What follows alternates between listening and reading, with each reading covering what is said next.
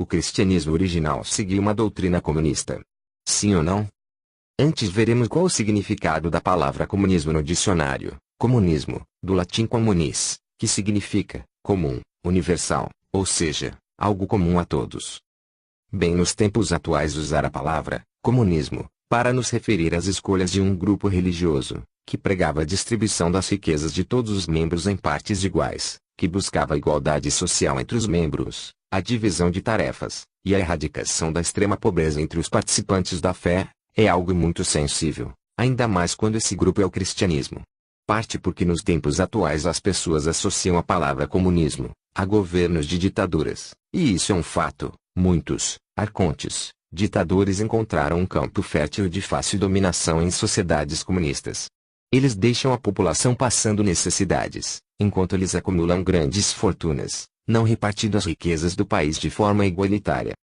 Mas não temos outras palavras que representam as ideias pregadas pelo cristianismo primitivo, de forma entendível senão as palavras comunismo e socialismo, que são as palavras relacionáveis hoje à distribuição igualitária de bens numa sociedade, mas nesse caso, relacionaremos ela apenas a esse grupo religioso. Vamos lá. O comunismo pregado pelo cristianismo primitivo não foi concebido para ser associado a movimento político, mas foi ensinado por Jesus para ser praticado apenas entre os cristãos, sem envolvimento com o Estado. Era para ser apenas uma irmandade, um grupo separado, mas a ideia não perdurou por muitos séculos, após Roma combater o cristianismo primitivo e associar a nova religião ao Estado. A ideia de um cristianismo comunista ao longo do tempo não passou mais a ser aceitável. A partir da associação com Roma, o próprio cristianismo passa a ser convertida numa religião política. Agora, é o Estado que controla e determina o que deve ou não deve ser ensinado, e quais ideias ou livros devem ser considerados, inspirados ou não, para ser incluído no cânon oficial. E muitos séculos se passaram até que o cristianismo conseguisse se desassociar um pouco da política. Mas esse processo não ocorreu por completo. Boa parte do cristianismo ainda continuou associado à política, mas esse não é o cristianismo verdadeiro, mas um cristianismo falso. Os ensinamentos do cristianismo verdadeiro iremos acompanhar agora. Na sequência veremos alguns trechos desses ensinos e narrativas relacionadas ao cristianismo primitivo. Iniciaremos lendo um trecho do livro de Atos dos Apóstolos, capítulo 4, versículo 32 a 35, que diz: E da multidão dos que creram em Jesus eram o coração e a alma. Ninguém considerava exclusivamente sua nenhuma das coisas que possuía, tudo, porém, lhes era comum e compartilhavam tudo o que tinham com o outro. Com grande poder os apóstolos continuavam a testemunhar da ressurreição do Senhor Jesus, e grandiosa graça estava sobre todos eles. E não havia pessoas necessitadas entre eles, pois os que possuíam terras ou casas as vendiam, traziam o dinheiro da venda e o colocavam aos pés dos apóstolos, que o distribuía segundo a necessidade de cada um. E José, um levita de Chipre a quem os apóstolos deram o nome de Barnabé, que significa encorajador, vendeu um campo que possuía, e trouxe o dinheiro e o colocou aos pés dos apóstolos. Também no livro de Mateus 19, 16 a 30 Jesus apresenta seu ensino a um jovem rico. E diz-lhe: Se queres ser perfeito, vai, vende os teus bens, distribua aos pobres e terás um tesouro no céu. Depois, vem e segue-me. Tendo, porém, o jovem ouvido esta palavra, retirou-se triste, por ser dono de muitas propriedades. Então, disse Jesus a seus discípulos: Em verdade vos digo que dificilmente um rico entrará no reino dos céus. E ainda vos digo que é mais fácil passar um camelo pelo fundo de uma agulha do que entrar um rico no reino de Deus. Note aqui, que o jovem era um servo de Deus obediente, era justo, ele guardava todos os mandamentos, ia para o templo, fazia seus sacrifícios, mas Jesus deixa claro que o único motivo que o impedia de ir para o céu era por ser rico. Isso porque no reino de Deus ninguém é maior que ninguém, lá todos são iguais, não existe individualismo, e portanto, aqueles que não aprenderem esse mistério, não poderá entrar lá. Continuemos, no livro de Lucas 12:33 Jesus diz: Vendam o que têm e deem esmolas.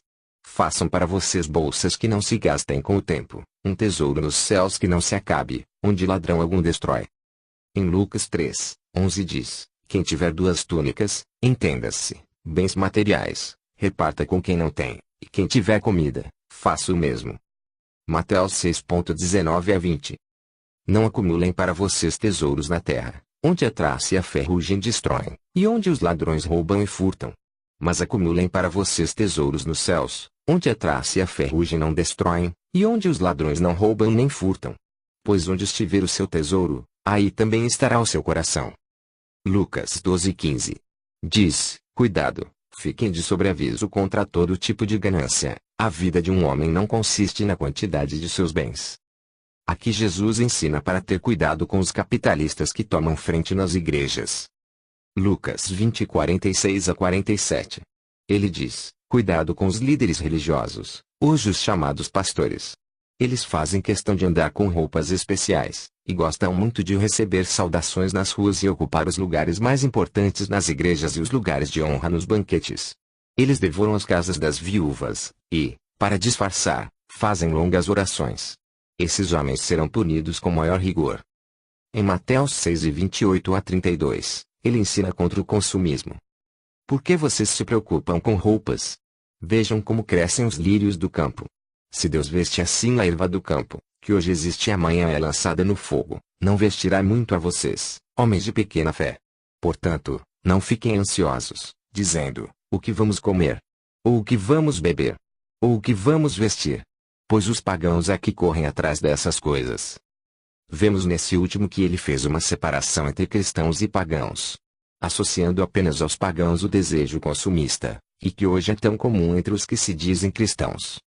Vejam, não quero convencê-los que a ideia do comunismo tenha nascido do cristianismo e que Jesus Cristo tenha sido o primeiro dos comunistas. Mas é o que está escrito: o que posso fazer? E os ensinamentos dele são ainda mais radicais. Podemos dizer que é um comunismo bem radical, pois ele pede para as pessoas venderem os bens que têm e distribuir aos pobres, e algo muito mais radical do que o comunismo que conhecemos, por assim dizer. Deixem a sua opinião. Para vocês, os ensinamentos de Jesus possuem ideias comunistas, ou não? E as ideias do comunismo político, a pessoa que a difundiu, não deve ter tirado essa ideia da Bíblia. Se vocês têm algo a dizer sobre esse assunto, postem nos comentários. E se inscrevam no canal. Te aguardo nos próximos vídeos.